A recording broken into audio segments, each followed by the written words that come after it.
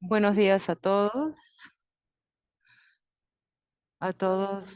los presentes en la sesión de hoy con el profesor Marrone. Esta es la tercera y última conferencia. Buenos días, Zoe. Tenemos más de 20 participantes en esta última conferencia del profesor Marrone sobre los casos de estudio. Buenos días, Carmen. Armando, Andy, Erina, que también estuvo presente el lunes. Qué gusto de volverlos a ver. Ayer no pude participar, pero hoy sí estoy aquí junto al profesor Marrone. Hoy hablamos de la flojera, digamos, que es uno de los últimos temas que el profesor Marrone ha críticamente analizado en cada uno de de las últimas presentaciones. Em, ¿Qué es un valor o un desvalor? Podría ser también leído, interpretado como una nueva frontera de profesiones que usan las redes sociales y proponen nuevos modelos. em, no como los antiguos escritores, poetas, digamos, Horacio en particular. Horacio em, usaba el tiempo libre de manera más libre, eso es lo que él decía, ¿no? Em, Más libre sobre estructuras sociales o constricciones que condicionan nuestra vida. Es interesante también tratar de entender si es que de alguna manera se puede recuperar esa tradición literaria de la pereza, de la flojera, o hacer un nuevo discurso completamente contemporáneo. De todas estas cosas nos va a comenzar a hablar el profesor Marrone. Le agradezco por estar aquí y también quisiera invitar al público que todavía de repente conoce bien la plataforma y explicarles que para escuchar la conferencia en idioma castellano tienen que ir a la barra del menú que está abajo y hacer clic en el icono del mundo interpretación y seleccionar español, el canal de audio de español, donde encontrarán a nuestra intérprete Juliana Preto, que en tiempo real les está transmitiendo la conferencia en castellano. Si es que no encuentran el icono del mundo, porque a veces desaparece, esta es una de las cosas de Zoom que no entendemos, ¿no? Eh, Esta es una de las cosas que son cosas de Dios realmente o de la tecnocracia. Apretan esos tres puntitos, los últimos tres puntitos donde dice más, ¿no? Y a veces aparece ahí el icono de interpretación cuando no aparece el icono del mundo. Entonces, hacen clic sobre el icono del mundo, sobre los tres puntitos más y seleccionan español. Después de la conferencia, que va a terminar aproximadamente a las 11, vamos a tener una mesa redonda un poco más técnica con el profesor Marrone y el grupo de biólogos de la Universidad de Lima que van a estar también con nosotros y vamos a tener un intercambio de impresiones entre nosotros, el grupo de los semiólogos, el profesor y el instituto para hablar de los resultados de esta experiencia virtual, digamos, del profesor con el público y con la comunidad académica peruana. Muy bien. Quisiera agradecerle a nuestro público, están entrando poco a poco, hasta ahora tenemos 22 personas y le dejo sin más la palabra al profesor Marrone. Muchísimas gracias y hasta más tarde. Muchas gracias. Gracias por la invitación. Gracias al público por su atención. Yo estoy muy contento de continuar esta presentación con ustedes. sobre el laboro que he realizado y que trato de presentar en esta conferencia.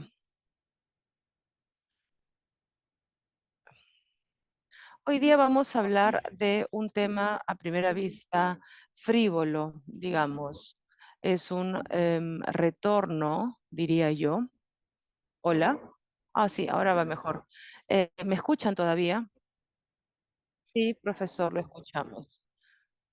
Tenía un eco, pero creo que em, ya lo eliminé. Bueno, el tema de la flojera, de la pereza, a primera vista, es un tema frívolo, casi divertido, pero a la vez es algo un poco banal.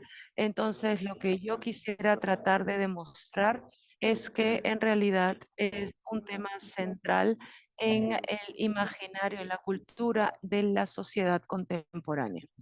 Entonces, antes que nada, a un cierto punto nos vamos a dar cuenta de esto, sobre todo los que han tenido la oportunidad de seguir la clase del miércoles, la conferencia del miércoles, que hay una relación con la cuestión del brand, de la marca. Al inicio pueden parecer dos cosas diferentes, pero nos daremos cuenta que ambos temas van juntos sobre el tema de la identidad en la sociedad del consumo. Entonces, hay un momento de convergencia ahí. La segunda cosa que quisiera decir a modo de introducción, digamos, es que este tema de la pereza es una manera para coger, digamos, del otro lado, del otro extremo, el tema de la frenesía del trabajo contemporáneo.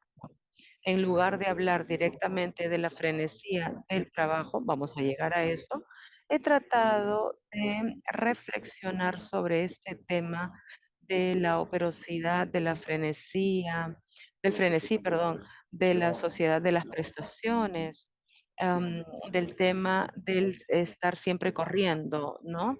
El ansia, etcétera. Todos estos temas que se hablan, se discuten tanto y que se experimentan tan seguido. Entonces, quería ver si podía llegar a este punto desde la vereda paralela e inversa a este tema. La tercera cuestión que quería mencionar es el hecho que desde un punto de vista de disciplina para los semiólogos que están escuchando sobre todo, esta investigación mía se encuentra dentro de un estudio semiótico de las emociones y de las pasiones sociales, como veremos más adelante. Ahora, este libreto, digamos, este libro, este librito que he tenido el placer de escribir, La fatiga de ser flojos, ¿no? Que salió, vamos a ver, salió en el 2020, fue publicado en mayo del año 2020, y tiene este título parece una paradoja, ¿no? La fatiga de ser perezosos. Parece un oxímoron, prácticamente, un oxímoron que se ha realizado, sin embargo, de manera, al menos desde mi punto de vista, de manera casual, ¿no? Yo he comenzado a ocuparme de este tema hace unos años y luego he hecho conferencias también sobre el tema, y luego en el 2019 empecé a escribir el libro, lo mandé al editor, corregimos los borradores. Pero ¿por qué estoy hablándoles de todo esto? Alguno de ustedes se preguntará. Van a ver que hay un motivo, y el motivo es bastante simple, que como todos recordarán, entre febrero y marzo del 2020 inició la pandemia de COVID-19. ¿Qué tiene que ver? ¿No?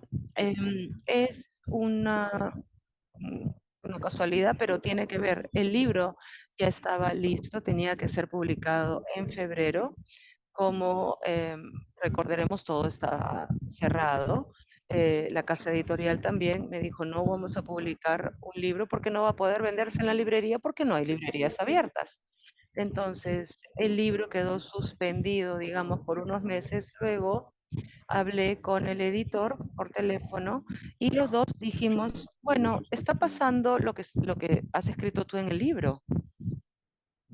Entonces, no es casualidad de repente, pero está pasando, ¿no? Entonces, seguramente ustedes se recuerdan, de repente en su país ha pasado lo mismo. En Europa pasó lo que les voy a contar. Hubo eh, se realizó, digamos, esta paradoja, se cumplió esta dificultad enorme que tuvieron muchas personas, ¿no? Y que fueron obligadas a no hacer nada, a estar encerrados en su casa y sobre todo no podían trabajar. Entonces era bien fatigoso, ¿no? Nos estaban obligando a ser flojos. Muchísimas personas han sufrido por esta inacción, por esta pereza forzada. Nos hemos cansado de ser flojos. Eh, Sobre todo, eh, podríamos habernos divertido, estar con la familia, con los compañeros, con la pareja, el esposo, la esposa, la novia, el novio, leer, divertirse, cocinar, ver la televisión, eh, volver a ver películas antiguas de repente, pero más allá de la cuestión obvia de la peligrosidad sanitaria, digamos, ¿no? Esto me parece obvio repetirlo. em, la cosa cambiaba de país en país y muchísimas personas se lamentaban terriblemente, no tanto del encierro, de la cuarentena, ¿no? Dentro de casa, sino de la inacción. Habían personas que han empezado a trabajar desde casa. Nosotros, los profesores universitarios, por ejemplo, nunca dejamos de trabajar, aunque de manera diferente, ¿no? Y así como nosotros, muchos otros. Pero yo me acuerdo muchas entrevistas a personas en Japón que decían, no, yo prefiero morir antes que no trabajar. O sea, esto me parece una afirmación bastante pesada, ¿no? Bastante fuerte. Pero, por ejemplo, yo lamentablemente no los tengo aquí conmigo, pero cuando he tenido dificultades técnicas, por ejemplo, en Alemania, em, aún más, incluso, esta cuestión del no hacer nada se ha vivido como una forma de heroísmo, lograr no hacer nada, con un poco de ironía de repente, pero igual, ¿no? Ahora, seguramente es interesante que exista esta coincidencia entre todos estos temas relacionados al trabajo, a la operosidad, a la inoperatividad, al frenesí del hacer cosas, ¿no? Etcétera, etcétera. Y em, esta experiencia dramática que todo el mundo ha experimentado y que ha cumplido esta paradoja del título de mi libro, ¿no? La pereza de ser flojos. Ahora, yo quisiera entrar directamente al tema recordando algo fundamental. Según el sentido común, la pereza es una especie de mm, característica congénita de las personas. Hay personas que son flojas, otras que no lo son, hay otras que son muy activas. Es como si hubiera una tendencia subjetiva, individual, ¿no? Incluso casual, ¿no? En algunos casos, ¿no? Para no hacer nada. Lo que yo quisiera tratar de demostrar es que en realidad, para tratar de entender mejor qué cosa es efectivamente la pereza y también algunos otros fenómenos, ¿no? Que están relacionados, como el ocio, por ejemplo, ¿no? La doctora Palini lo ha mencionado, ¿no? Em, Voy a tratar de invertir la posición y voy a decir que la pereza es una pasión social, ¿no? Es un conglomerado, de repente es una historia también, ¿no? Es una narración, es una parte de muchas narraciones, digamos, en donde hay un conglomerado de acciones, acciones, pasiones y razones en donde la pereza siempre ha tenido, a diferencia del ocio, y en parte a diferencia de la acidez, digamos, ha sido considerado como una cosa que se tiene que criticar, ¿no? Que se tiene que evadir en todo momento. Esto Esto nos dice que si la pereza es una pasión social negativa, significa que hay un sistema de valores que la considera así. Cambiando el sistema de valores, cambia también el valor de la pereza. Desde el punto de vista narrativo hay un choque entre dos cosas, el deber hacer, que es lo que nos obliga a hacer la sociedad, y el no querer hacer las cosas, digamos, ¿no? Em, eh, la pereza es una reacción, esa es mi hipótesis, una rebelión contra todos los que nos quieren encarcelar dentro de una cultura del activismo, una cultura donde el hacer es un valor supremo, que no lo es, lo vamos a ver ahora, no es para nada algo universal, ¿no? Una serie de épocas o de eras históricas, una serie de situaciones culturales en las cuales la valorización positiva del hacer nos lleva también a la desvalorización del no hacer. Por lo tanto, el flojo nunca está solo, ¿no? La pereza, la flojera es una respuesta, es una resistencia, es una respuesta que se le escucha a quien, o que se le da a quien nos impone de hacer y sobrehacer. Es para quien considera, no sé, la constancia, la dedicación total, la perseverancia, la obstinación, etcétera. La flojera es una pasión que se opone a todas estas pasiones que he mencionado. Rechazarse a reaccionar. Esto es, considerar la inacción como un objetivo. Yo quiero ser flojo, pero no está dicho que pueda lograr hacerlo. Es una resistencia contra los que nos quieren hacer trabajar, una protesta también contra todas estas personas que nos quieren obligar a hacer cosas. Entonces, mi idea, la idea que yo quisiera demostrar con toda una serie de piezas de apoyo, digamos, es que no es verdad que los flojos no hacen nada, es todo lo contrario, el flojo hace muchísimas cosas. ¿No? Todo el día está esforzándose para lograr a no hacer nada. Em, fabrica las condiciones que le permiten de activar su inercia, ¿no? Y esto no es algo banal. Voy a darles un ejemplo. Espero tener el tiempo para regresar después a este concepto. El flojo por antonomasia en la cultura de masa, ¿no? Es Donald Duck, el pato Donald, ¿no?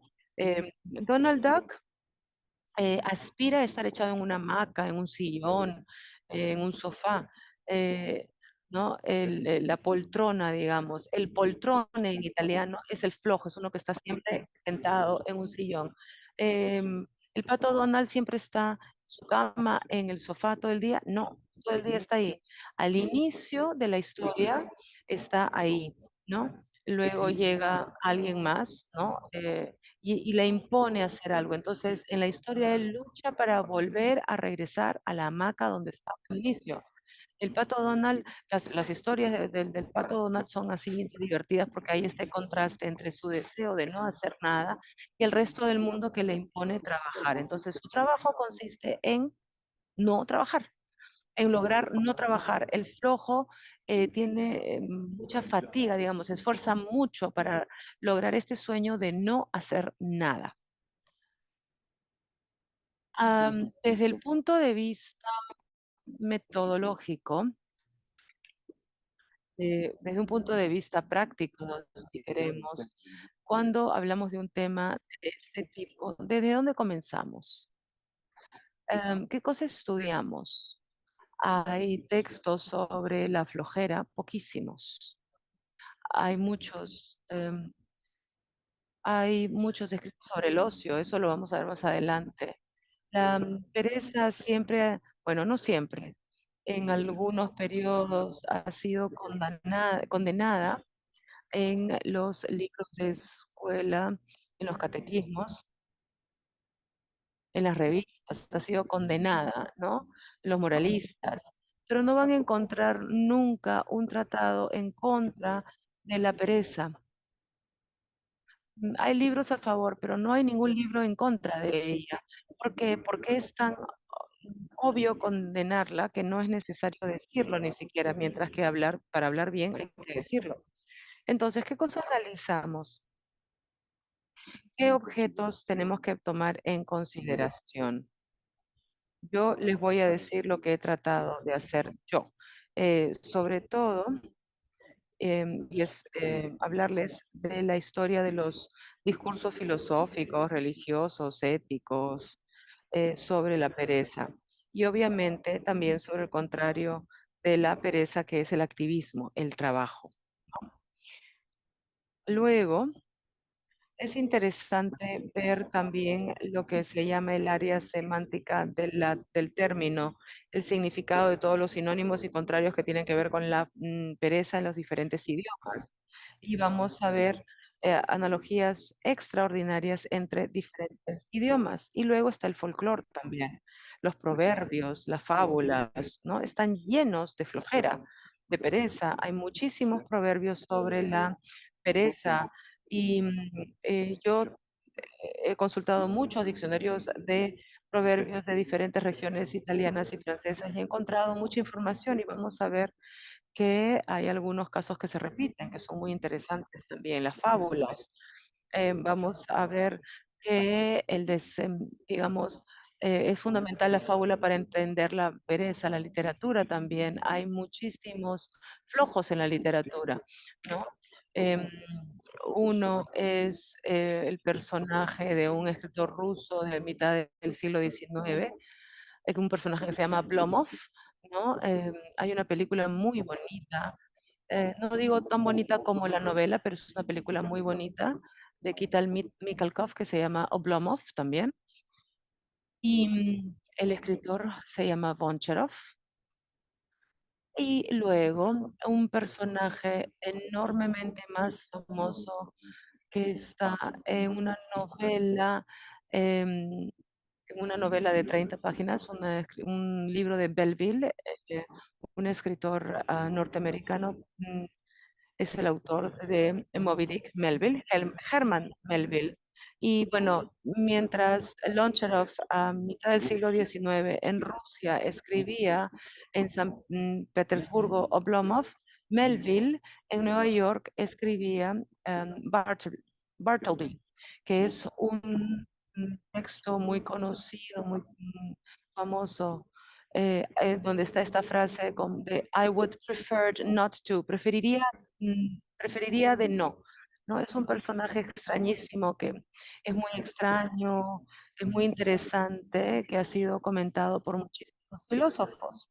Y luego está el Pato Donald, de quien ya hemos hablado. Entonces hemos pasado de la gran literatura al gran cine, a la cultura de las masas, a la cultura del cómic.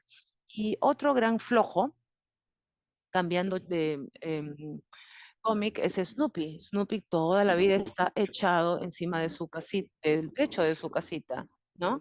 Como todos recordamos, ¿no? Y está echado ahí sin hacer nada. En cierto momento él dice, quisiera dar clases de sueño, ¿no? Le preguntan, ¿cuál es tu gran talento? Y él dice, dormir, ¿no? Incluso el Pato Donald también era así. Una vez le preguntaron, ¿cuál es tu trabajo preferido? Y él dice, no, no tengo ningún trabajo preferido, pero sí, de repente uno me gustaría ser el, ¿cómo se dice? El probador de colchones, ¿no? El testeador de colchones. Bueno, ahora no tengo tiempo de recurrir, digamos, o de repetir todos estos temas, pero voy a quedarme en la primera parte, el discurso sobre la flojera, ¿no? Para ver todas las transformaciones históricas y también todos los intercambios culturales que tienen que ver con este tema. Y luego finalmente vamos a hablar del léxico y de los proverbios. Bueno, entonces, el primer capítulo de mi libro tiene el título Pereza de los pueblos.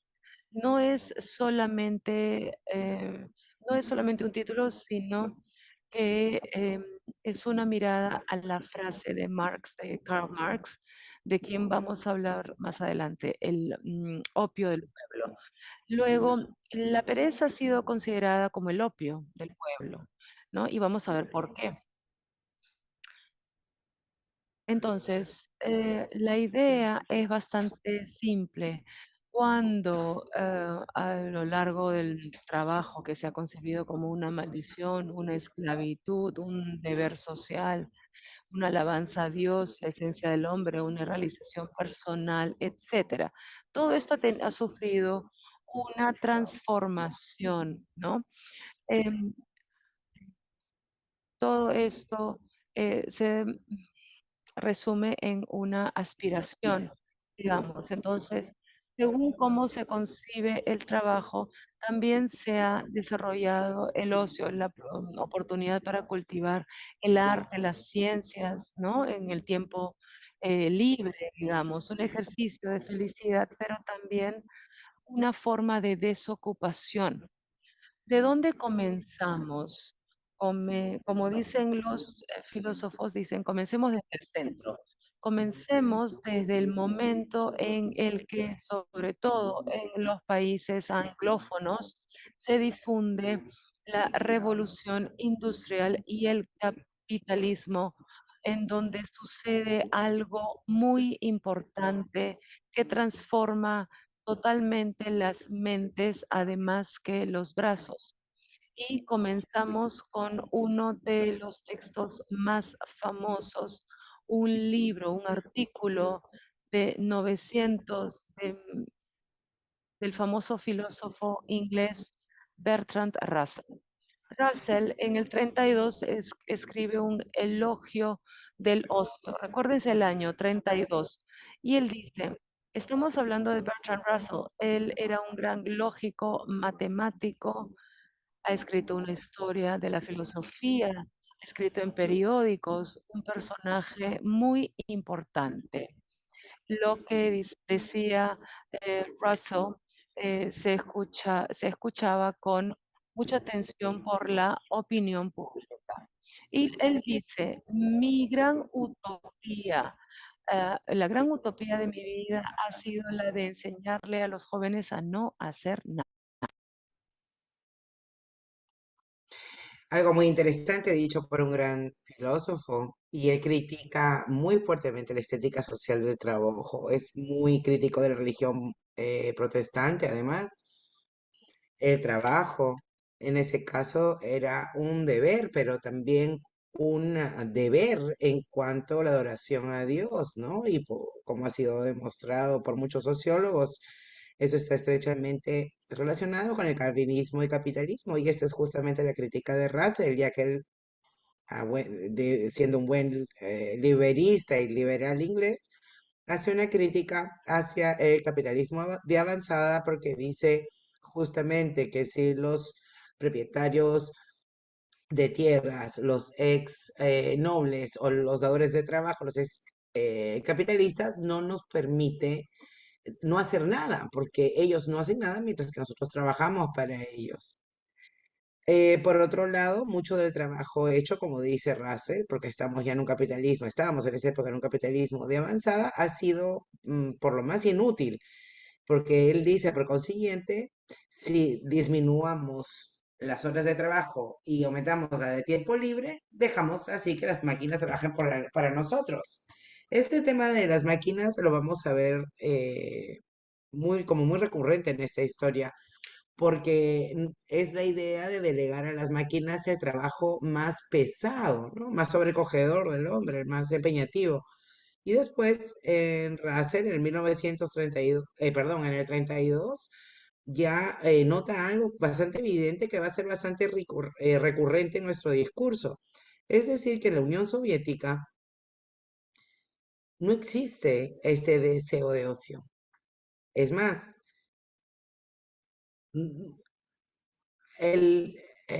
cuando el héroe del proletariado comunista es un héroe porque trabaja todo el día. Está completamente, ese término está separado de esta noción. Y yo diría por qué, ¿no? Se supone que los trabajos deberían de enseñarnos a ser libres sobre la libertad, sobre todo en esos regímenes, ¿verdad? Sin embargo, nos hacen trabajar cada vez más. Como buen inglés, ¿no? Piensa así. Y dice Russell que el ocio es esencial para la civilización porque no es una frivolidad. y tampoco es en un dejarse ir, ¿no? O sea, en resumen, lo que dice Russell es que el ocio no es el padre de todos los vicios, como dice el refrán. Sin embargo, o por otro lado, es un ejercicio intelectual, de cultura, de felicidad, bienestar, capacidad crítica que ayuda a la evolución general para la existencia de la humanidad. El ocio no es algo superficial, o al menos no es ocioso. Trabaja mucho con su propio ritmo para reafirmar otras formas de necesidad, como por ejemplo la alegría de vivir. Quedémonos todavía con los ingleses, ¿no? Anglosajones, con los anglosajones, pero regresemos 50 años antes. Ahí vamos a encontrar un texto de Stevenson, el gran Stevenson, que es el tesoro de, ¿no? He escrito tesoros como el Dr. Jekyll y Mr. Hyde. Él, y quiero leer una cita de lo que él decía. Lo que viene considerada pereza, ¿no? Como en inglés se llama idleness, no, no laziness, pero bueno, tiene otro nombre en Inglaterra. Esa pereza que no consiste en no hacer nada, consiste en hacer mucho, en eso que la clase dirigente, esos vocabularios no lo funcionan y puede volverse en un derecho a reafirmar sus prerrogativas en cuanto tiene mucha operiosidad. Recordemos esta palabra, derecho, derecho, el derecho, ¿no? El derecho a la pereza, como lo dijeron o como es conocido en el contexto francés. Hay esta canción de Georges Brassens, un gran cantante francés que hablaba mucho de este héroe, ¿no? Que invocó el derecho a la pereza. El ocioso, entonces, para Stevenson es un personaje positivo, que tiene la capacidad de curar su cuerpo y su espíritu mejor que cualquier hombre trabajador. Y obviamente el mejor de todos es Oscar Wilde, no hace falta ni mencionarlo, el que en su famoso libro llamado El crítico como artista del 1890 dice una frase lapidaria: la acción es el refugio de personas que no tienen absolutamente nada que hacer. Su base es la falta de fantasía. Es el último recurso de aquellos que no saben soñar. Nada mal, ¿verdad? Y luego continúa, porque siempre con la Unión Soviética, en aquella época no se llamaba Unión Soviética, sin embargo, decía, es deplorable que una parte de nuestra sociedad haya sido reducida en esclavitud, a la esclavitud. Pero proponerse a resolver el problema al servir a la otra parte, a la entera sociedad, es algo pueril. No es que ya que media sociedad ha sido reducida a la esclavitud, todos nos tenemos que reducir a la esclavitud, que es evidentemente lo que está sucediendo el día de hoy. Jerome, el famoso bueno, un escritor bastante ligero, 886, escribe los pensamientos ociosos y no ociosos. Y dice, ay, qué delicioso es voltearse al otro lado y volver a dormir, solo por esos 5 últimos minutos. Hay personas para las que levantarse a la hora justa es imposible. Si por si acaso se tiene que levantar a las 8 exactas, se quedan debajo de las sábanas hasta las 8:30. Si las circunstancias cambian y levantarse a las 8:30 resulta temprano para ellos, entonces tienen que ser las 9 de la mañana para poder sacar las piernas de la cama. Intentan todos los sistemas posibles, compran despertadores y entre paréntesis pone aparatos ingeniosos que suenan a la hora equivocado y despiertan a las personas que no tienen nada que ver. He conocido a alguien, continúa Jerome, que se despertaba para bañarse con agua fría, pero ni siquiera eso le servía, porque él podía sin ningún problema, porque ¿qué hacía él? Volvía a entrar a la cama para calentarse. Recordemos ese tema de calentarse, porque pareciera que no tiene nada que ver, sin embargo, es sumamente fundamental. Chesterton también, que es otro grande escritor, tiene un texto que se llama echarse en una cama de 1839.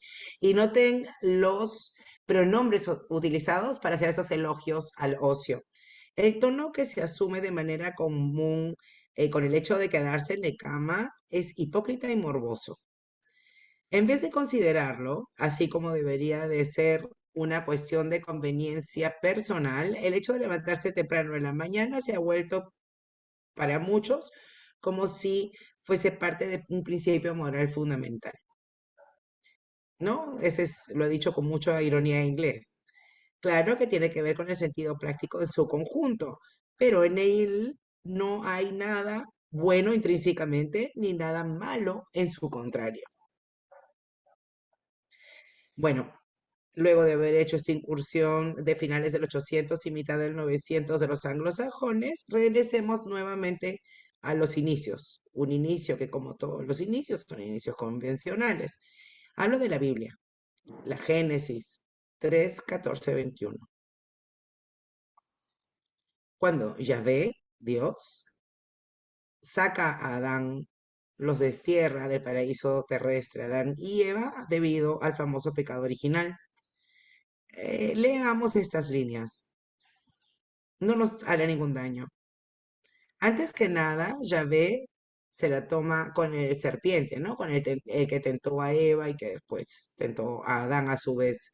Seas tú maldecido peor que todas las bestias, más que todas las bestias salvajes. Y yo pondré enemistad entre ti y la mujer, entre tu estirpe y su estirpe. Esta te aplastará la cabeza y tú le incidirás. Harás incidencia, ¿no? En su mente. Después con Eva multiplicaré tus dolores y gravidanzas y darás a luz a tus hijos con dolor. Tu marido será distinto y te dominará. O sea, primero Eva va a dominar a la serpiente y su marido va a dominar a Eva. Y a Adán le dice, maldito sea el suelo, la tierra por tu causa. Con dolor obtendrás tu alimento durante todos los días de tu vida. Habrán espinas y comerás hierbas del campo. Con el sudor de tu cara comerás pan hasta que regreses a la tierra, porque tú de ahí has sido extraído. Polvo eres y en polvo regresarás.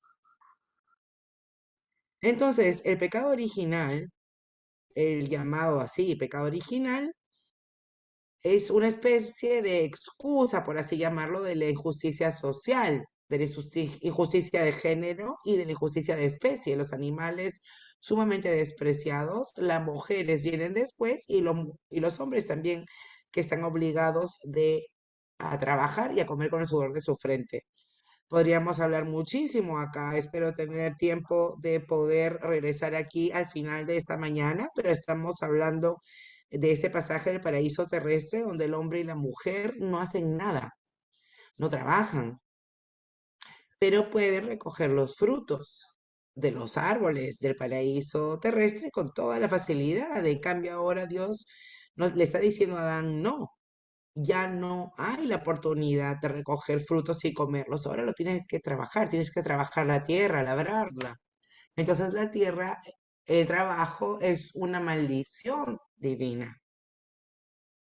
Y estamos hablando del Génesis, del libro de Génesis. Bastante interesante, ¿verdad?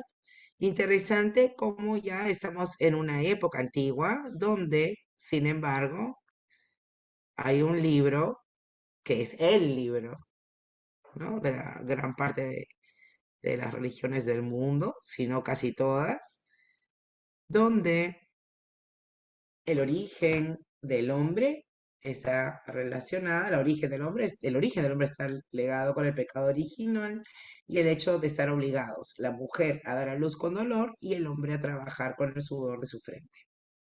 Y comer solo así, de esa manera. ¿Y qué sucede después? Ya lo sabemos.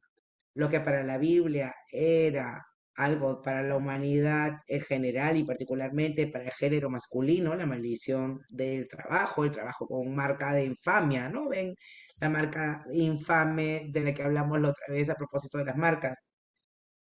Y eso se convierte no una prerrogativa de la humanidad, solo de algunos y precisamente de la mayor parte. Para trabajar, como todos sabemos, sirven esclavos, campesinos, plebeyos, aquellos que no tienen libertad. El ocio no es para nada el padre de todos los vicios en este caso. El ocio es el privilegio, el de los hombres emancipados, de los patricios, que no solamente gozan de esta posición de superioridad, sino también se vantan del hecho de no tener que trabajar, ¿no? Entonces, creo que ya entendieron lo que quiero decir.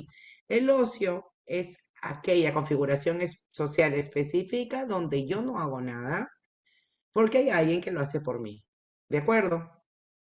Entonces, claro, existe la cultura latina, el otium est negotium, el afar mundano, el afán literario, ¿no? El afán literario es el del otium y el del de negotium es el de hacer política.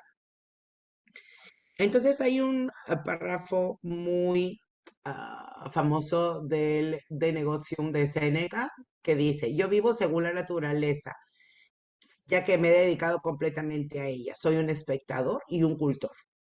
La naturaleza ha querido que yo viviera ambas vidas, la activa y la de libre, la vida libre para la contemplación. Si ustedes bien recuerdan, Séneca estaba ahí en el Imperio Romano a hacer muchas cosas con Nerón y luego se retira a la campaña, se jubila y se va a la campaña.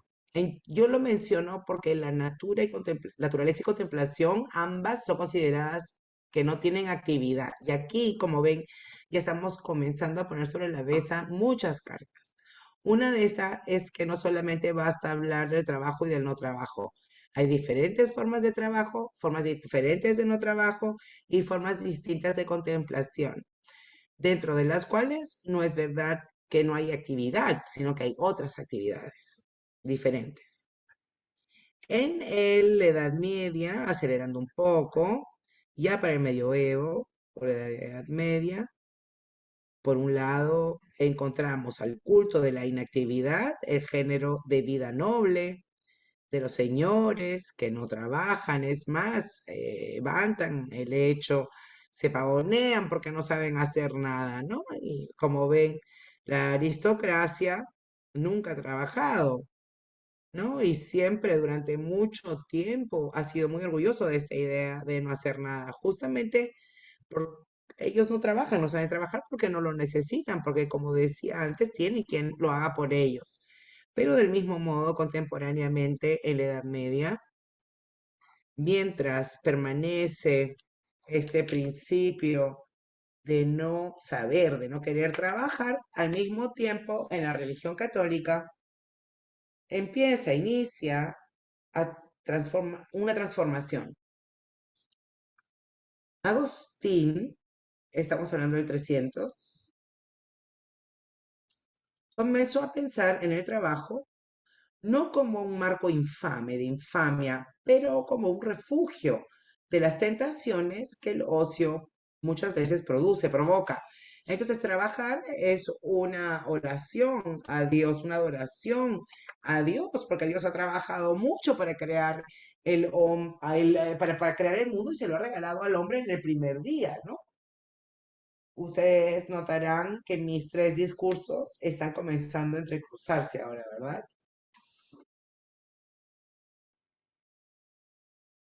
Entonces, la Edad Media, por lo general, ha sido caracterizada también, muy generalmente, por otro vicio, que es el de la desidia, aquedia en latín, el hecho de no trabajar, de no querer trabajar, de no hacer nada, pero se describe como ese sentido de descuido de los monjes al no cumplir con sus labores cotidianas, ¿no? Recuerdan el dicho oda et labora, es la asedia. Son monjes que ya no pueden aguantar el ritmo del convento, el oda y et labora, y se dejan llevar por la pereza, ¿no? Que se vuelve algo muy fuerte muy presente y juntamente con la ira, la lujuria y demás se vuelve, conforma uno de los 7 pecados capitales. Hay una frase muy famosa de Jeffrey Chaucer, que es un escritor muy famoso, el que escribió El Conde de Canterbury, que dice, en el estado de inocencia el hombre tiene que trabajar para glorificar y adorar a Dios. En el estado de pecado tiene que rezar para enmendarse. En el estado de gracia tiene que cumplir obras de penitencia. Entonces, es como que una penitencia el trabajo. El trabajo está siempre ahí, como penitencia. En la Divina Comedia, Dante encuentra esta asedia 2 veces. Una vez en el infierno, cuando estaba inmerso en el lodo,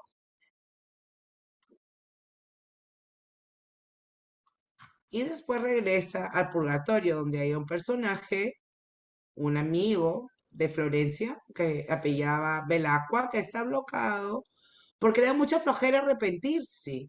Arrepentirse. Entonces ahí encontramos los perezosos verdaderos, ¿no? Y, ¿no? Y tener que hacer lo contrario de y por contrapartida tiene que purificarse en una fosa continuamente, ¿no? ¿No? Y Belacqua le dice, vamos, vamos, que el tiempo no se pierde por poco amor. No puedo mostrarles las imágenes, pero pueden buscarlas ustedes mismos, seguramente ya las conocen.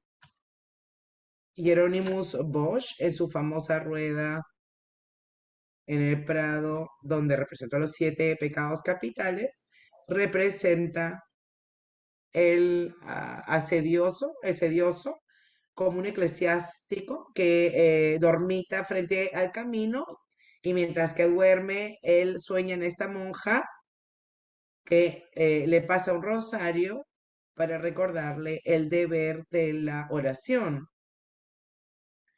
César Ripa, en su iconología, estamos hablando del 600. ¿Saben ustedes a lo que me refiero? Eh, o sea, cómo él representa a la sería como una mujer fea, vieja, ¿no? Como que agachada siempre. Entonces, descansar se siente como una indolencia, una representación de asedia, la indolencia ante los quehaceres cotidianos. Bueno, hasta que en las épocas modernas, ya estamos hablando del 500, del 600, después de Cristo, la cuestión regresa porque el trabajo cambia de estatuto por completo. Muchos autores de la Reforma, como Lutero y como Calvino, discuten acerca de esto, como ya lo dijimos, y regresa en las famosas utopías de Moro y de Campanella, donde trabajar significa producir, poner en circulación nuevas cosas, mejorando las condiciones de vida en la tierra sin esperar en intervención resolutivo del más allá. Entonces ya está la idea de la predestinación que paradójicamente está relacionada con la operiosidad. Nosotros mejoramos las condiciones de vida sin esperar de que Dios lo haga por nosotros. Entonces, los economistas, los famosos economistas clásicos, como Adam Smith, Ricardo y los demás, dicen muy claramente que el trabajo es el instrumento de producción, pero también el origen del valor de los productos. Miren con mucha atención esta frase que habla que el valor del producto está intrínseco con el trabajo relacionado con su producción. Entonces es un trabajo económico, no solamente épico y religioso. Y acá, cuando está de por medio de la economía, todo se transforma lógicamente. Y para Adam Smith, el trabajo es un factor de producción del valor. Para Locke, el John Locke, es la base del trabajo y de la propiedad. Y también Carlos Marx sobre esa teoría de Siegel. Bueno, vamos a hablar de Marx muchas veces, de Hegel. Hegel dice que la historia universal no es más que la generación del hombre con su lado humano. Y aquí nace el problema para Marx, la diversión jerárquica del trabajo humano que debería ser algo concreto, pero se vuelve abstracto, ¿no? Monetizamos solo las mercaderías. El problema es que en el trabajo completo, para una sociedad capitalista, como ya sabemos, para Marx el trabajo es abstracto. Yo trabajo en el sentido que tengo horas de trabajo. Cualquier trabajo que haga, no importa si estoy ahí a darle vuelta al tornillo, ¿no? Como la película de Charles Chaplin, o le doy con el martillo al clavo, o lo que sea. El problema es que yo trabajo, basta, a mí me pagan por horas, me pagan por lo que hago, ¿no? Famosas frases de Marx. Yo no voy a hacer nunca, yo nunca voy a ser un imperdible, o voy a hacer la cabeza o voy a hacer el resto, ¿no? Nunca veo algo que haya sido realizado por mí. Saint-Simon, el gran utopista francés, confiere al trabajo un valor moral, dice que es más, es el origen de cada virtud, y también Schiller, que es un poeta alemán, como todos saben, dice que el trabajo es el honor del ciudadano. Como ven, ingleses, alemanes y franceses que están todos de acuerdo. En la enciclopedia de Diderot y de Brimberg, debajo de la palabra trabajo o trabajo, es- leemos ocupación cotidiano a la cual el hombre está condenado por sus necesidades y a la cual él tiene le da su tiempo y su salud, ¿no? Como vemos, hay una condena y hay un deber. En y cuando describen la palabra ocio, bueno, que no la conocen como pereza, dicen que la práctica de la pereza es lo contrario a los deberes del hombre y del ciudadano, cuya obligación general es ser bueno en algo. Específicamente, volverse útiles para la sociedad a la que pertenecen. Nada puede dispensar a una persona de esos deberes, dado que han sido impuestos por la naturaleza. Y como ven, la naturaleza es siempre la solución de todos los problemas. Cuando no se sabe cómo resolver una cuestión, hablamos de la naturaleza. Y es vergonzoso reposarse antes de haber trabajado. El reposo es una recompensa y tenemos que haberla ganado, ¿no? Parece que estamos leyendo un libro de colegio en este punto, ¿no? Del colegio de nuestras épocas. Ahora sería lindo tener un libro de esos. Entonces, el más malvado de todos contra la pereza, en todos los tiempos, este gran moralista francés, La Roche-Pico. Él se la ha agarrado a muerte con la pereza porque va en contra de su pensamiento. Y recuerda ese libro que se llama Las Máximas, ¿no? Que son pequeños textos, pequeñas narraciones. Y él equivocadamente cree que solo las cuestiones violentas como la ambición y el amor pueden triunfar sobre las demás. La pereza, ¿no? Es la que más predomina y prevalece en todos los proyectos y todas las acciones de la vida. Destruye, consume insensiblemente pasiones y porque es destructiva. De todas las pasiones, escribe una vez más La Rochefoucauld, la más desconocida es la pereza. Es la más ardiente, la más nociva de todos, ya que su violencia es insensible y se esconden los daños que ella provoca. Si consideramos atentamente, con atención, su potencia, vemos que ésta se vuelve en cada circunstancia la dueña de nuestras opiniones, intereses, placeres. Para dar una idea exacta de esta pasión, dice, hay que decir que la epigricia es la beatitud del alma y que el consuelo de sus pérdidas, sustituye todos los términos. Tenemos más pereza en la mente que en el cuerpo. Y estamos hablando de la época donde Jean de La Fontaine, el gran escritor de cuentos de hadas, escribe este cuento que todos conocemos, que se llama La cigarra y la hormiga. La cigarra que se divierte todo el día cantando, yendo de ahí para allá sin trabajar. La hormiga trabaja, luego llega el invierno y como recuerdan, la cigarra va donde la hormiga a pedirle algo de comer y la hormiga mala no se lo da. Hay voces discordantes. Vamos un poco más rápido. Uno de estos lo podemos imaginar. Estamos en pleno 700, final de 700, Jean-Jacques Rousseau. La desigualdad de los hombres deriva por la división social de trabajo como resultado del progreso. El homo salvaje en un tiempo, porque había este mito del hombre salvaje, el hombre salvaje de un tiempo que no conocía el ansia de trabajar, el día de hoy parece mucho más libre que el hombre moderno y civilizado, que tiene la angustia de la operiosidad. El primero, el buen salvaje, respira reposo y libertad. Él quiere vivir y estando ocioso, y hasta los históricos no les agrega más profundidad en su indiferencia hacia todas las cosas. De manera contraria, el ciudadano que está siempre activo suda, se agita, se atormenta, porque busca sin parar ocupaciones cada vez más laboriosas. Trabaja sin estar extenuado, corre para mantenerse vida, ¿no? Parece un espectáculo, asiste a trabajos laboriosos envidiados por ministros europeos. Preferiría a un salvaje indolente al horror de vivir así.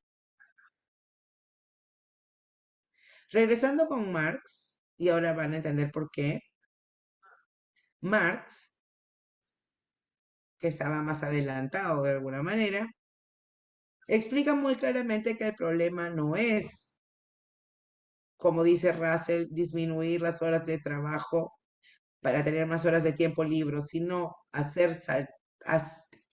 quitar la oposición entre laboro y reposo, fatiga y relax, ¿no? En las mismas horas de trabajo.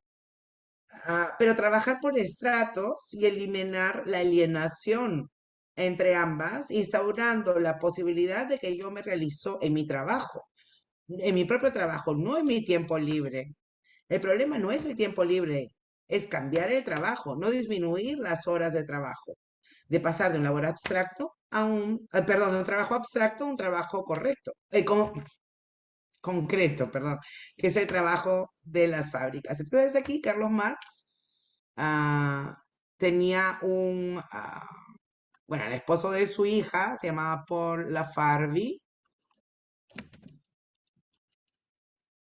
era un poco nervioso con respecto a de la fama y el éxito de su suegro y un día escribió El derecho a la pereza, como George Brassens canta en su canción. Estamos hablando de 1883.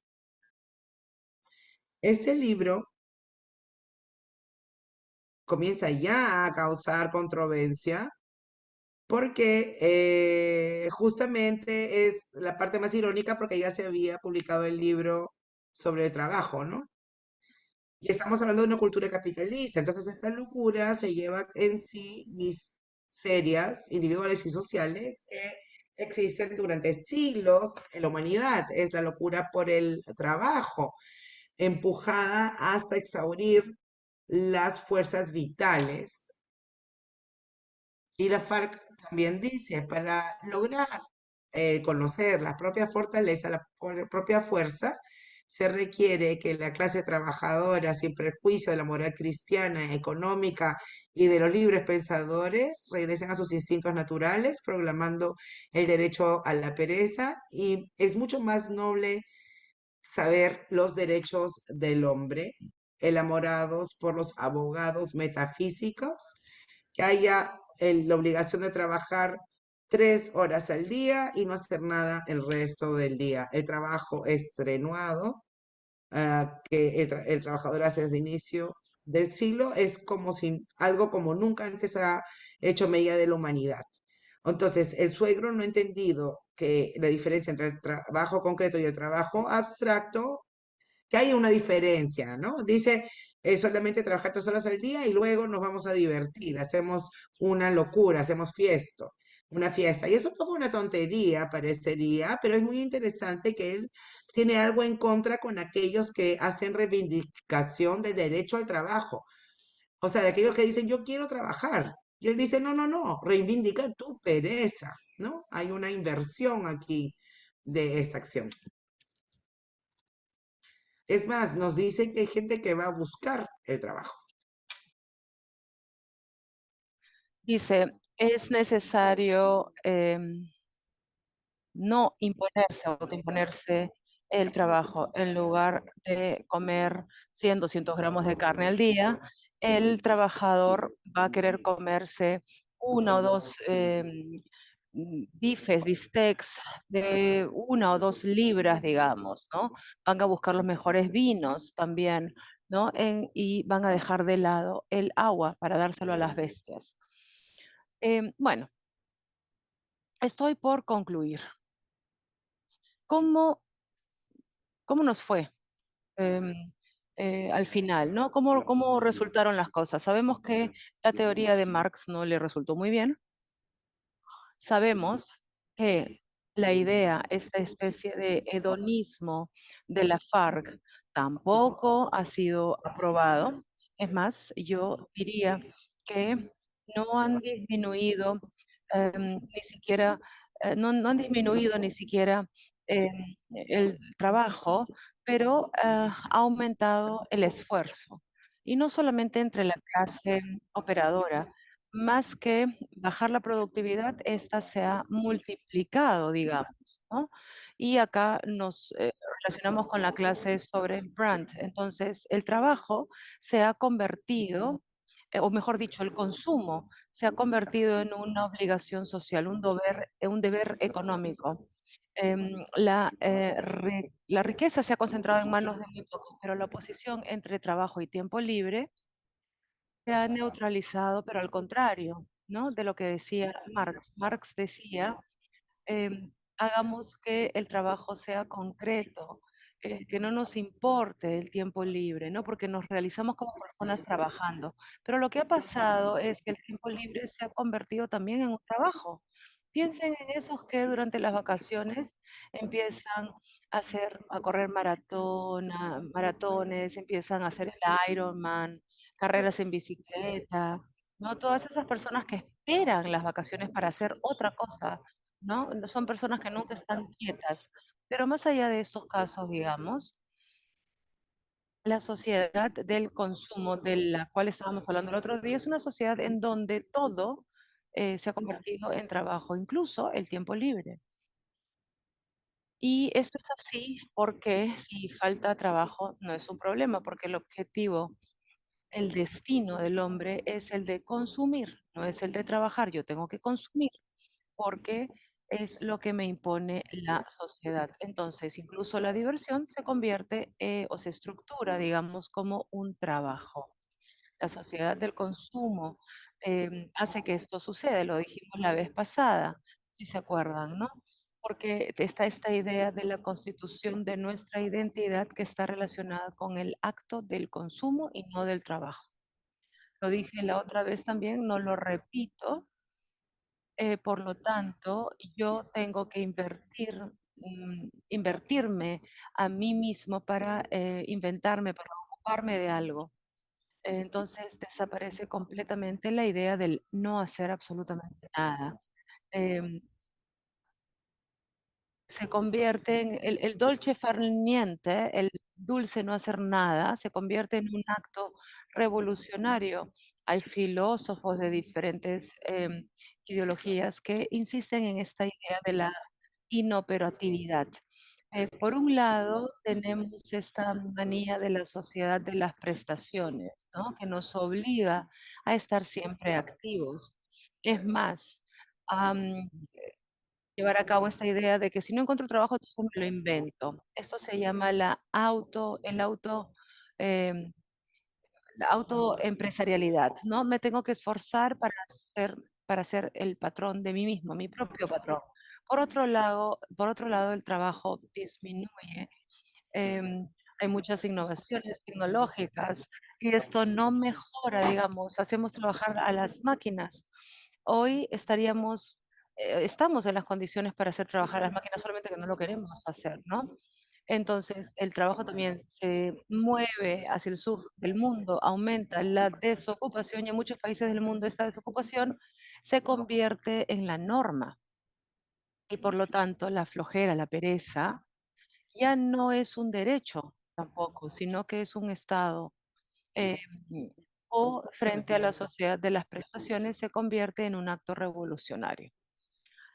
El COVID, para regresar al punto de partida, entre las muchas cosas que ha causado, aparte de las muertes tremendas, que es obvio, es que la gente ha comenzado, como decía al inicio de esta presentación, la gente ha comenzado a estar mal, ¿no? Por el hecho de no poder trabajar. Luego, y esto es un fenómeno mundial, se ha comenzado a reflexionar sobre el hecho de, mm, del trabajo concreto, como diría Marx, ¿no? Como se lee en las paredes, en los grafitis de medio mundo, tenemos cosas mejores que hacer que trabajar, ¿no? Como decía Oscar Wilde también, ¿no? El trabajo es el activismo y es la práctica de los que no tienen nada mejor que hacer. Y hoy muchísimas personas rechazan el trabajo. No vale la pena, dicen. No vale la pena matarse trabajando. Muchas personas prefieren quedarse o estar desocupadas, prefieren ser precarias antes que trabajar en las condiciones que son impuestas. Muchas personas rechazan un sueldo, un puesto fijo. Se habla en los periódicos, por ejemplo, de estas cosas de la generación Z, los chicos de hoy, ¿no? Que se rebelan a la explotación, ¿no? La idea de la carrera, por ejemplo, es completamente rechazada esta idea, ¿no? Yo me rompo el lomo trabajando, ¿no? Pero luego me voy a realizar, me voy a desarrollar. No eso es lo que pensamos nosotros, pero ellos dicen, no, yo no me quiero esforzar, denme algo y yo, bueno, ya, ¿no? Tengo que tener tiempo libre para correr tabla o para hacer cualquier otra cosa, ¿no? Yo voy a detenerme aquí. Tengo muchísimas otras cosas más que agregar, pero no sé si es el caso de preguntar si es que hay preguntas entre el público. Doctora Balini, ¿qué me aconseja usted? O sigo adelante con la última parte de mi presentación. Profesor Gianfranco, ¿qué tal? Ok, un momento, justo acaba de ingresar la directora. Acá está. Un momento.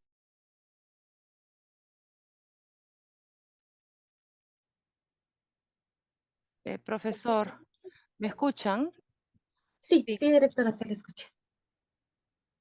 profesor, entonces he tenido problemas en mi oficina con mi computadora. He tratado de entrar por otra computadora y por eso le he quitado un ratito el sitio a Mauricio Leva, que ha conocido ayer. Sí, me acuerdo el fondo del Coliseo. Sí, estoy en su oficina ahora y bueno, quisiera agradecerle por esta interesantísima última conferencia em, donde nos ha dado estos puntos de vista históricos también, como la pereza o la no actividad a todos costos sea vista a través del prisma de las diferentes ideologías, ¿no? Em, Como usted nos ha explicado. Entonces, quisiera agradecerle a nuestros 43 participantes que se han conectado y en este momento es momento de las preguntas. Aquí tengo algunas. Hay una muy interesante, en mi opinión, que, bueno, después de las preguntas a las 11 vamos a tener una mesa redonda con el grupo de los semiólogos de la Universidad de Lima que voy a presentar a continuación. Y por lo tanto, vamos a hablar con ellos en general de esta experiencia con el profesor o del profesor Marrone con el Perú y con nuestro público y en general de cómo em, han ido estos seminarios, digamos, uno que se ha hecho en el Instituto Italiano de Cultura y el otro en la Universidad de Lima. Mientras tanto, quisiera hacer la pregunta de Rosa María Álvarez. Nos dice, ¿cómo describiría el trabajo de los artistas. La mayoría trabajan mucho sin pago, sin ser pagados por su trabajo. Esta es una pregunta y de hecho es interesante, ¿no? También tenemos aquí la embajadora. Tengo que ir un segundo a saludarla, pero le dejo esta pregunta de Rosa María Álvarez. Y de hecho, el trabajo artístico o literario es un trabajo que en sí presupone una tranquilidad interior y también un contexto no tan compulsivamente dirigido hacia la acción, digamos, ¿no? Entonces, ¿cómo lo describiría usted, profesor? ¿Cómo se encuadra, digamos, cómo se encuadra este concepto, digamos, de la pereza en esta pregunta? Bueno, la respuesta podría ser simple y también un poco astuta, ¿no? Podría decir depende. Si estamos hablando del artista contemporáneo, si estamos hablando del artista en la historia, el rol del artista ha cambiado muchísimo, ¿no? Antes citábamos la pereza, el ocio literario. Este era perfectamente funcional en la organización social de la época. Em,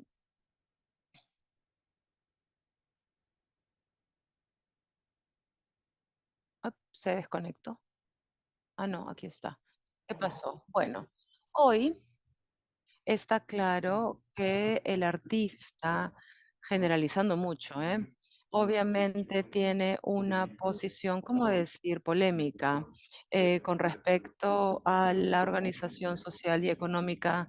Muchos artistas tienen este rol, digamos, de em, poner en crisis, digamos, todo esto que está relacionado, ¿no? Hay un filósofo coreano que enseña en Alemania que se llama Han, que la llama la sociedad de las prestaciones. Sobre el hecho de no ser pagados, digamos, obviamente el no ser pagados en el sentido que no tienen un sueldo, ¿no? Hay muchísimos artistas muy buenos y pobres, pero también hay muchísimos que son millonarios y no son pocos, ¿no? Esa es la respuesta que yo podría dar al respecto.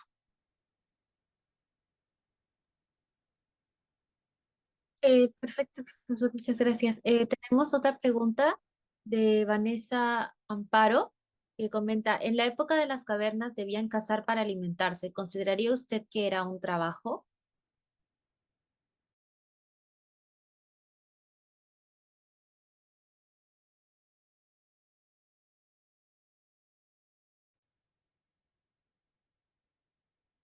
Gracias por esta pregunta.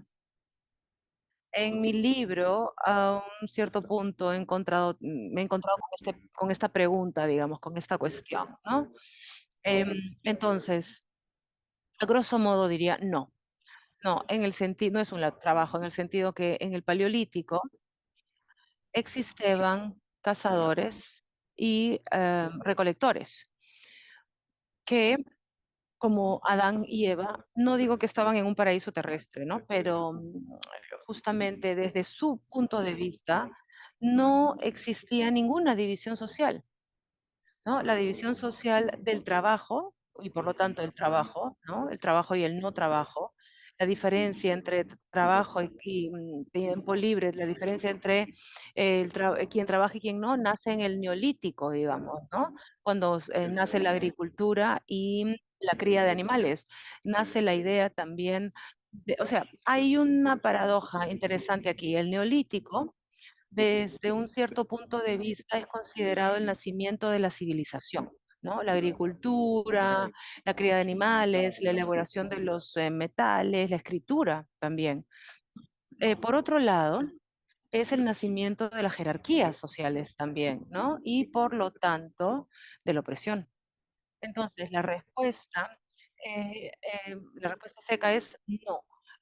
Los recolectores y los cazadores no pueden ser considerados trabajadores, digamos, así como pensamos nosotros ahora el concepto de trabajadores o de trabajo.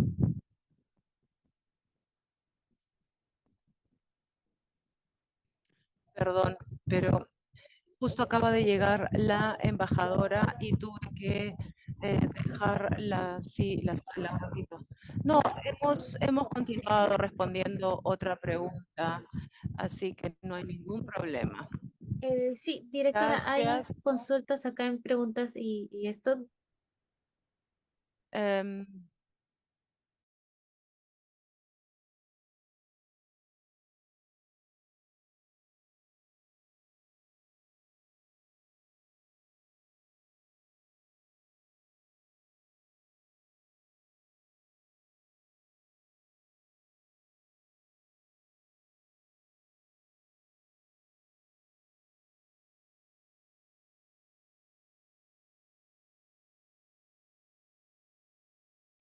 ¿Qué cosa piensa usted, profesor, de de la actividad ilegal o de las actividades ilegales? Por ejemplo, ¿no? Esta pregunta que le acabo de decir, ¿no? Los delincuentes o los mafiosos también, en el caso de muchos países del mundo, ¿no? Donde la criminalidad es una organización, ¿no? Se puede considerar una forma de trabajo? No. No, es una pregunta incómoda. No. Había un sociólogo americano muy bueno y conocido que se llamaba Goffman y él como sociólogo trataba de estudiar las organizaciones sociales y él decía, para estudiar las organizaciones sociales hay que ponerse en los zapatos del ladrón, del delincuente, hay que tener el punto de vista de quien está en contra del orden social, ¿no? Entonces, sabe cómo está hecho. El ladrón, por ejemplo, sabe muy bien dónde, dónde están estas redes criminales. Si yo quiero saber dónde es que la gente esconde el dinero, ellos hay que preguntarle a los ladrones, porque ellos lo saben muy bien dónde la gente esconde su dinero, ¿no? Es decir, la delincuencia en general es el otro lado de la medalla, de la moneda, ¿no? Por lo tanto, es el lugar en donde la cuestión del trabajo no está presente, a menos que no se hable de delincuencia organizada, como estaba diciendo la doctora. Ahí es diferente, obviamente, porque aquí hay jerarquías, ¿no? Y muy precisas también, muy rígidas y muy bien organizadas. Hay hay una película, en realidad, una película italiana de hace unos 20 años, que se llama Nati Stanchi, Nacidos Cansados. No sé si alguno de ustedes lo ha visto. Es una pareja de cómicos que se hizo muy famoso. Ficarra y Picone son dos cómicos sicilianos. La película se llama Nacidos Cansados, ¿no? Y son dos chicos que tienen trabajo y que tienen una vida maravillosa. Se divierten, juegan al fútbol, escuchan música, pierden tiempo así, ¿no? Porque son desocupados, ¿no? Y está el mafioso del pueblo que los envidia terriblemente porque él trabaja todo el día, ¿no? Él como buen mafioso no puede dejar de trabajar un segundo. Entonces, en un cierto momento para vengarse, les encuentra a los dos un trabajo. Esa es su venganza, ¿no? Entonces, em, son obligados a trabajar, digamos, ¿no? Por el mafioso. Entonces, el delincuente encuentra el trabajo a los desocupados.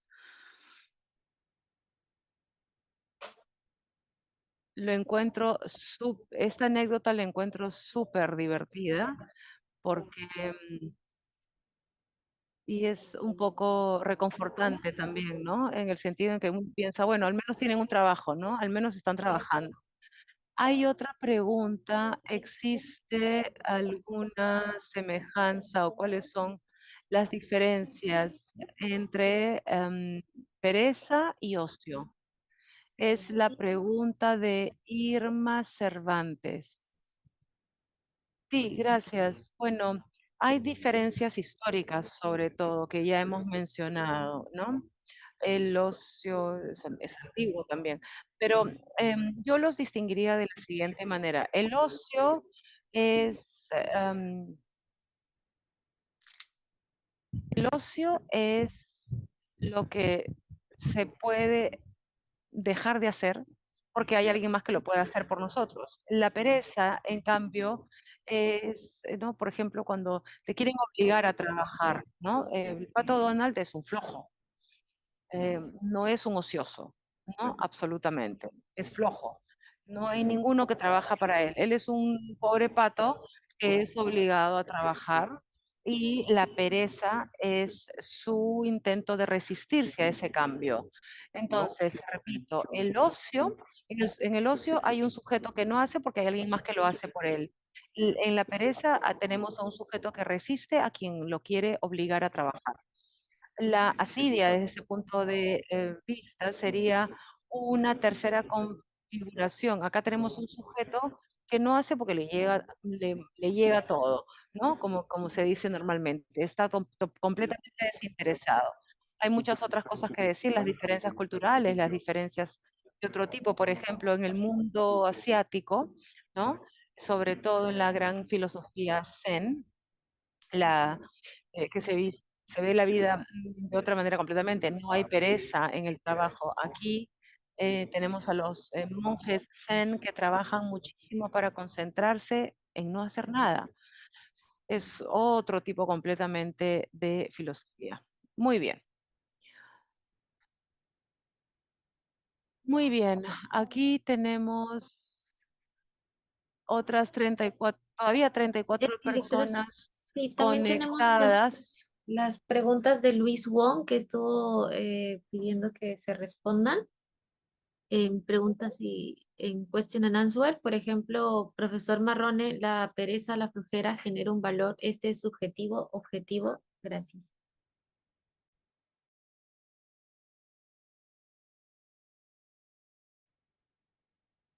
¿Y es algo subjetivo u objetivo? Pero creo que esta pregunta no la tengo, no sé por qué. Está en preguntas y respuestas, directora. Ajá.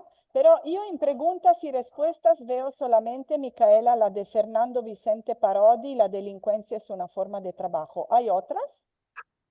Sí, sí, directora. Hay otras más. Hay uno, dos, tres, cuatro más. Ah, porque yo veo una, no sé por qué yo veo una. Entonces, Micaela, por favor, me la puede digitar porque yo no la veo en demanda de Sí, respuesta. ahora lo estoy poniendo. Se me lo puede compartir en chat general, así que la traduzco para el profesor, Ujú. porque yo no la Sí, logro ver. perfecto, directora.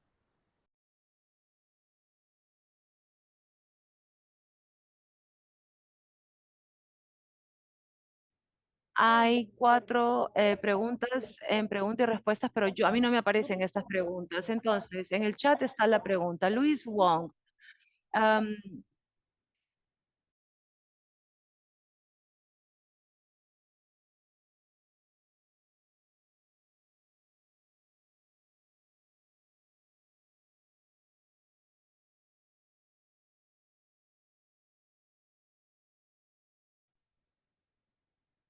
sí, la pereza genera un valor. ¿Este valor es subjetivo o es objetivo? Esta es la pregunta. La respuesta es que no es ni subjetivo ni objetivo, sino intersubjetivo, o sea, se comparte. Compartido por una parte por la sociedad y es también compartido con el otro lado, ¿no? Entonces, la flojera, la pereza, digamos, no es individual, siempre está en una situación intersubjetiva. Yo no soy flojo, yo soy flojo respecto a otra persona. Muchísimas gracias. Gracias a Luis Wong por tu pregunta. Am, Micaela, ¿hay otras? Siempre Luis Wong dice, profesor Marrone, existe una división social de la pereza l- entre las organizaciones, los países. La distribución de la pereza es eh, desigual en el mundo. ¿Qué cosa piensa en base a su propia experiencia de contacto con la realidad, con el mundo? todo lo que usted ha visto en todos estos años de estudio, digamos, ¿no? ¿Qué cosa podría decir? Sí, yo creo que hay una desigualdad, am, pero tenemos que estar atentos a cómo entenderla en el sentido que una cosa que estaba por decir em, es que hay estereotipos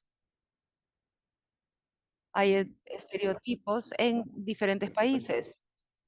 Por ejemplo, hay estereotipos de los pueblos mexicanos, meridionales, árabes, por un lado. Por otro lado, japoneses, americanos, etcétera.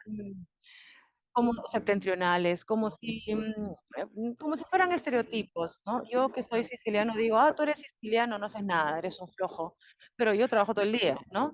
O sea, entonces, no, igual la FARC decía que hay razas para las cuales el trabajo es una necesidad orgánica y son los escoceses, em, la gente de las Islas Británicas y la gente de España, los españoles. Entonces, esta es una forma de determinismo, diría yo, ¿no? Que está relacionada a la idea de los países fríos y los países calientes. Si lo ponemos así, me parece poco interesante. Más interesante me parece pensar en las diferencias, en las desigualdades, en términos tipo social, económico, ¿no?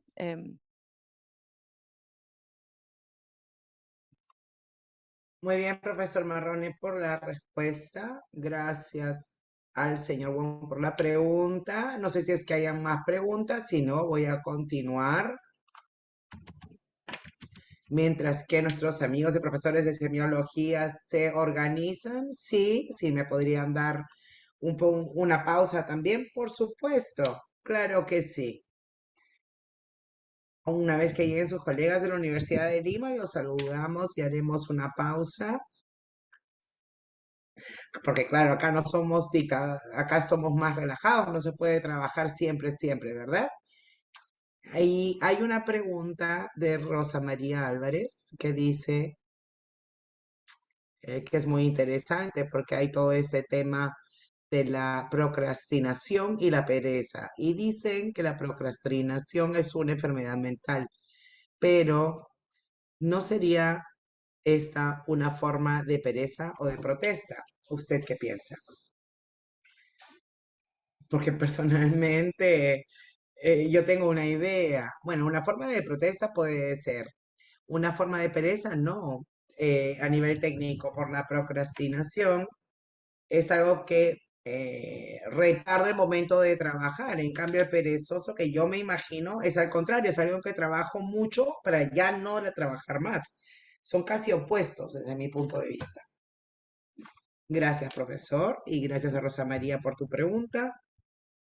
Muy interesante pregunta para compartir también temas tan actuales. La división social ya la contestamos y Fernando Vicente pregunta, usted, profesor Marrón, ¿qué piensa de la pereza obligatoria del jubilado o obligada? La pereza obligada del jubilado. Muy interesante la pregunta, por cierto. O bueno, hoy en día los jubilados me da la impresión que, que sí. En grandes números, los grandes números dicen que sí, que es una pereza obligatoria. Pero por otro lado, hay también, lo encontramos cada vez más frecuentemente, funciones sociales que tiene o que lleva a cabo el jubilado, como por ejemplo en los países más pobres, los abuelos se ocupan de los niños. Entonces tienen una función fundamental. A mí me choca mucho este hecho, que estas figuras de los abuelos, que socialmente ahora son figuras fundamentales porque se han vuelto referencias principales, mucho más que inclusive los padres. No sé si es que hay algún psicólogo social que haya estudiado esta cuestión, pero en el campo de la gastronomía es algo obvio, pero no quisiera regresar a este tema nuevamente. pero a mí, a mi parecer, en general, tienen una función, cumplen una función fundamental. Y luego, en el segundo lugar, cumplen el rol del consumador. El consumidor ya no es alguien que no hace nada, sino es alguien que ahora viaja, va a las exhibiciones de arte, participa en conferencias. O sea, se volvió el verdadero público, ¿no? Los jubilados son el verdadero público porque tal vez tienen esa pereza forzada o el ocio necesario, como decíamos antes, ¿no? Pero eso es mi impresión, es mi sensación, ¿no? Tenemos que verificarlo. Sí, solamente quiero hacer una intervención acerca de este tema. Tenemos que ver también, hablando de Italia, ¿no? Pero también ese análisis puede aplicar a otros territorios, otras realidades, realidades geográficas, ¿no? Es necesario ver cuánto durará, porque las situaciones están evolucionando. Los jubilados de ahora disponen de una cantidad de recursos, pero los jubilados de los próximos 10, 15 años, no sé más con cuánta riqueza van a disponer. Muchos ya se están transfiriendo al extranjero para poder permitirse ser perezosos y no tener que trabajar. Al menos eso sucede en Italia. Sí, muchas personas se están yendo a Portugal, se ha vuelto la patria de los nuevos jubilados, o a las Islas Canarias también en España. Y pienso que eso no sucede solamente en Italia, pero también desde Gran Bretaña vemos este movimiento para, lógicamente, poderse permitir ser perezosos finalmente en esta etapa de sus vidas. Muy bien. Y tenemos una última pregunta de Vanessa, quien nuevamente hace una pregunta. En un país con un gran nivel de desocupación, aquellos que no encuentran trabajo, ¿son ociosos o perezosos? Parece una adivinanza, ¿verdad? Difícil responder. Bueno, como decíamos antes, es una especie de pereza forzada. De repente son más ociosos que perezosos desde ese punto de vista, porque los perezosos son típicos de una sociedad. Por eso que comencé a hacer las citas de los países anglosajones, del finales del 800, inicios del 900. Son típicos de una sociedad en ascenso, de una sociedad rica, que hace, muy operiosa. El perezoso es el personaje, sobre todo, que pertenece a esa época, sobre todo. Claro que sí. Y continúan las preguntas y las observaciones. Voy a poder hacer una última porque ya tenemos que iniciar nuestra mesa redonda. ¿Existe una relación entre ocio y turismo o tal vez una transformación del ocio en el tiempo libre que ahora se dedica al turismo? La pregunta de Damián. Gracias, profesora. Yo tengo la impresión que el turismo ya no sea más como antes habían las vacaciones, ¿no? Tantos meses yéndose a la playa o a la montaña de vacaciones, a no hacer nada, a descansar. El día de hoy, en cambio, el turismo se ha vuelto, como decía antes, una corvée. Es decir, que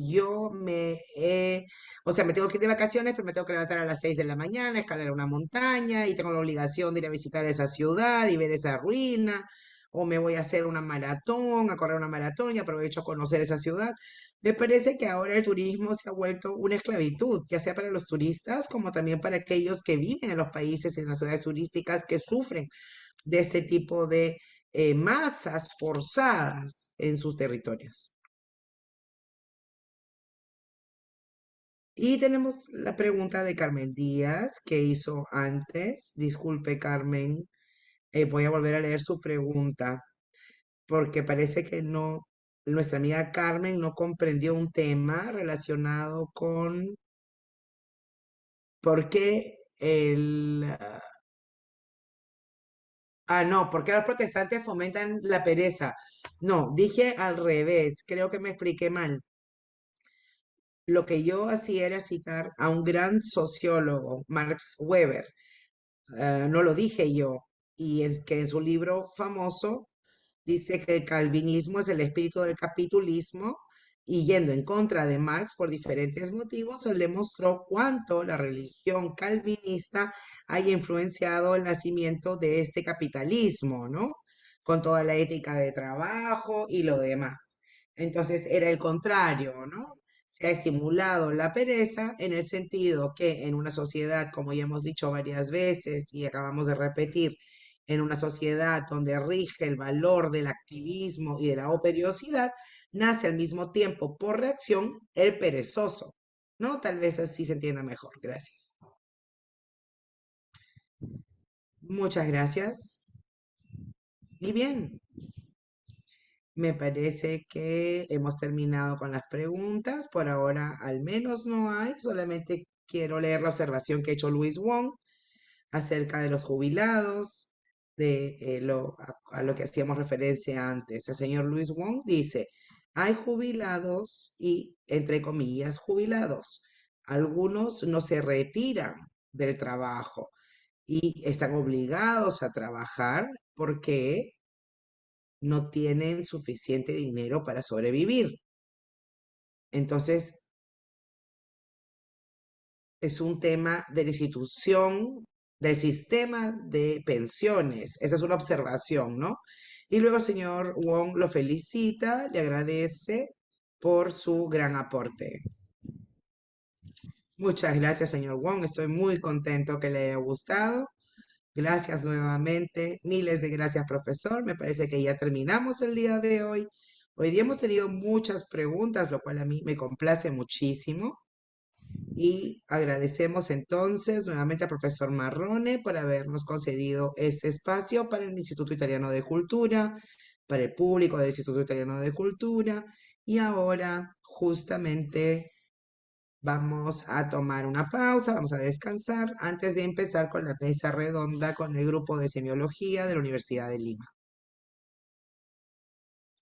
Les quiero recordar a nuestros participantes que si quieren asistir a la mesa redonda son bienvenidos, pero para poder otorgarles el certificado, la constancia de participación a este seminario